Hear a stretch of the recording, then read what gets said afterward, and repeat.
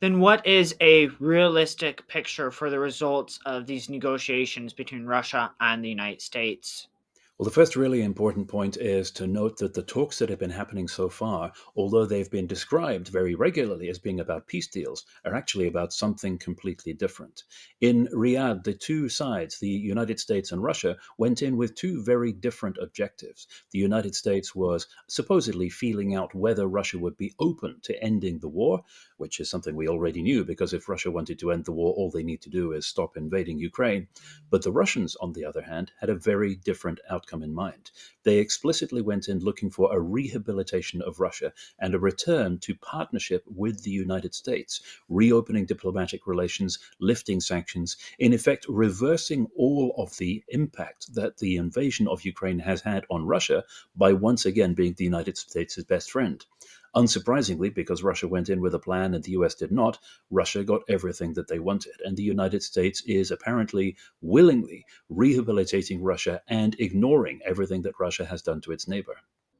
I think that opens up to a very poignant question, and one that Taiwan is wondering as well, is currently what is the United States under Donald Trump doing? The United States has pulled the rug from under all of its alliances and partnerships around the world. There are two parallel processes ongoing.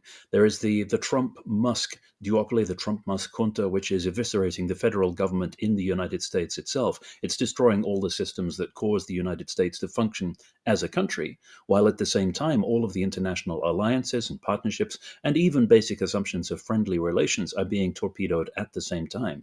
You have the United States not only cutting itself loose from standing against aggression in Europe, but also picking meaningless fights with its closest neighbors in North America, with Canada, Greenland, and Mexico. So it is a dual track program of eliminating the United States as a force for stability and even as a functioning country within its own borders.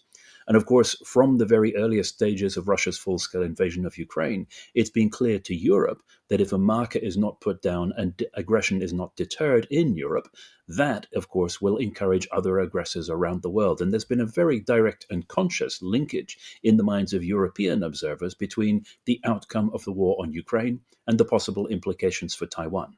Because if the United States refuses to deter Russia from invading a smaller neighbor, then what is the likelihood that it will refuse to deter any other larger aggressor around the world?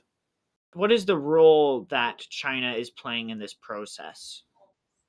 Well, China has found it very convenient to sit back and watch as two of its major adversaries, Russia and the West, weaken each other, and the United States, of course, showing the limits of how far it is willing to go to actually oppose an aggressor. China's been able to pick up some of the pieces from this in the form of cheaper energy from Russia as Russia's other markets turn off, as well, of course, as weathering the economic instability that's resulted. China's offered itself as not quite a mediator, but a third party with a plan for peace, although it's more like a position statement on how China sees the world and how that affects Russia and Ukraine. But it has now, of course, been sidelined because the United States has taken it upon itself to talk with Russia over the heads of the victims of aggression and supposedly come up with a way of ending the conflict which may later be imposed on Ukraine as opposed to discussed with Ukraine.